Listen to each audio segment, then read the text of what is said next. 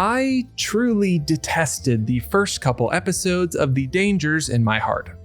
The twisted introversion of Kyo, the blunt perverseness of some of the subject matter, even the stuttering and cringy nature of Kyo and Anna's first interactions was more grating to me than anything else. But then, somewhere around the halfway mark of the third episode, almost as imperceptibly as a shift in the breeze, things changed. What felt unbearably angsty and uncomfortable became sweet and honest. A love story that sprung up bright and beautiful. After 2 full seasons, I feel comfortable saying that this is one of the best romances I've seen in a long time. And a funny thing started happening with all of those moments that I hated so deeply in the first episodes. They weren't swept under the rug, discarded for this little love story. No, they became an integral part of why this anime is so special. You see, The Dangers in My Heart succeeds in capturing the fleeting nature of young love. It doesn't try to work around its middle school premise to tell an adult romance, or give its characters undue maturity and confidence. Instead, it embraces its premise fully. Kyo and Anna are unsure, insecure in their feelings. They search for identity as much as they do for love. Even something as small as Kyo grappling with puberty and hormones is refreshing in its honesty. This anime is not trying to shy away from the bad or complicated parts of growing up, and I think that's exactly why it's so successful in capturing the more intangible parts of falling for someone at that age. Struggling to sort through those feelings while also battling the endless onslaught of changing bodies and uncomfortable impulses and deep insecurity. These warts become beauty marks when tackled with such honesty. So, what exactly does Dangers in My Heart do to capture the lightning in a bottle that is young love? And why does this matter in the grander scheme of the romance genre?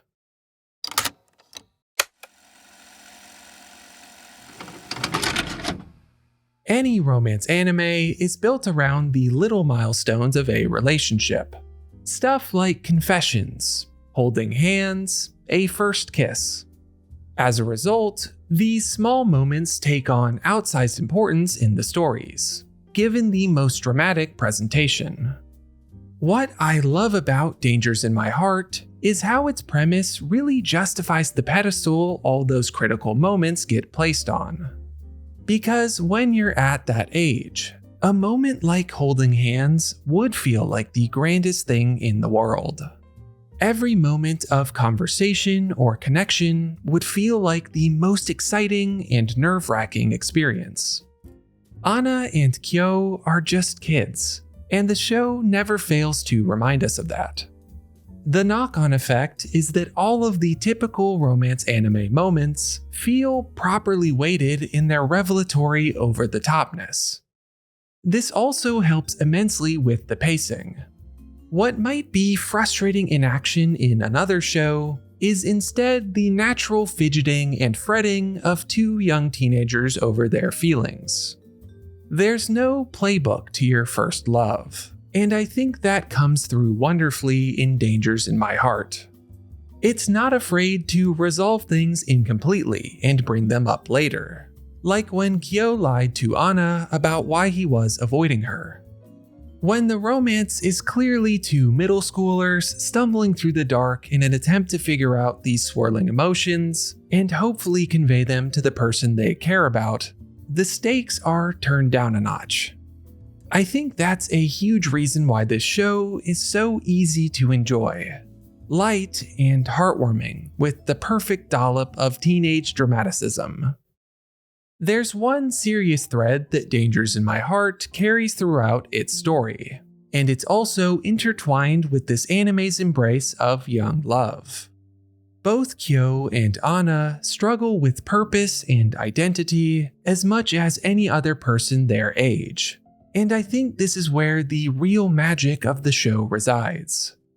Because what makes middle school so painful for a lot of us is not feeling like you fit in, not being happy with who you are, and in a lot of ways having no idea who you are. It's like a ball of doubt and confusion and fear that gets turbocharged by puberty. I appreciate that this anime does not shy away from the more negative sides of these changes.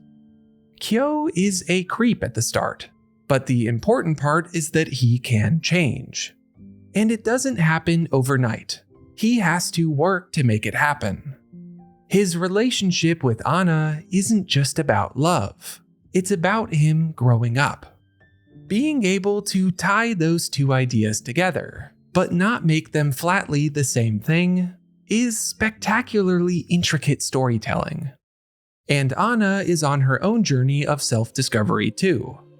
She is trying to figure out what she wants to do with her life, what makes her happy, and is learning to grow from failure instead of just moving on to the next thing.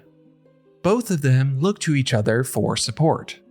They're friends as much as they are romantically involved, and it can be hard to tell which relationship is more important at any given moment. If that isn't love, then what is? Dangers in My Heart understands what it is to be young, the struggles that accompany the springtime of life. That's exactly why watching its characters grow up and fall in love is so poignant. The Dangers in My Heart was an anime that I really didn't like when I first watched it. I barely made it through the first 2 episodes like 6 months ago, and then dropped it without a second thought. But a number of you kept recommending it to me, so I gritted my teeth and gave it one more go. And man, am I glad that I did. And thank you to those of you that suggested it. Because this show is really special. A love letter to what it means to be young and fall for someone else. And beyond just that angle, the more enduring reflections on listening to and leaning on those that you love are just as powerful, and make this anime more than just a trip down memory lane.